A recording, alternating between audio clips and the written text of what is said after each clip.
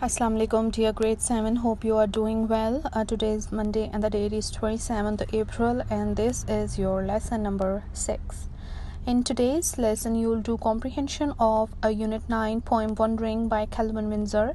Remember, you have already done the meanings of this unit.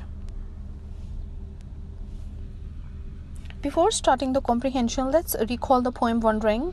In the poem Wandering, poet is at a place where there are leaves, trees, birds and insects, and poet is experiencing the beautiful and unusual happenings of the day. Dear students, I want you to open your page number 221 of your textbook and your lecture notebook. You must read the poem and read all the questions which are present on page 221. Dear students, whenever I give you some task of reading, you must pause the video. I guess you have a good idea about the upcoming questions now. Before discussing the answers of the questions, let me explain this thing to you that you must open lecture notebook in front of you right now, and once I'll start explaining the answer of the question, you must note down all the hints, all the explanation on your lecture notebook. This is sort of your rough work, okay, or the brainstorming session for the this activity, that is your comprehension. So you must note down all the details, all the hints, all the explanation which I'll discuss during the explanation, so that later on you can write answers on your own. You can write answers creatively and by keeping in mind all the important points. Alright, so let's begin today's lesson. Your question number 1 is, where is the poet? Okay, where is the poet?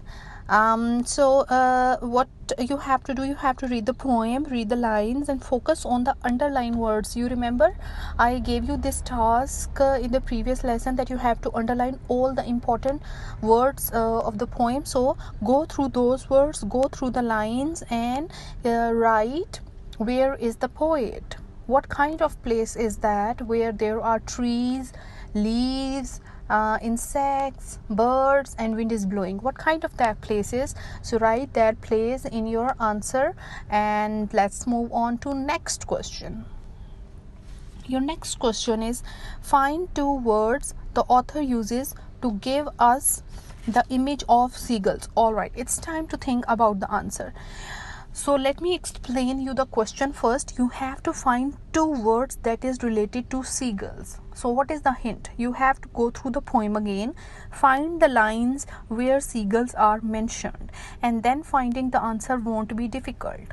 Once you have found where the word seagulls is mentioned, you have to find 2 actions which seagulls are performing there. Come on, read the lines where seagulls are mentioned, and then you have to find 2 verbs, 2 actions which seagulls are performing.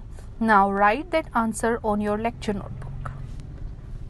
Alright, this is the turn of now your question number 3. In what way is the grass like a green jungle? Okay, read the question again.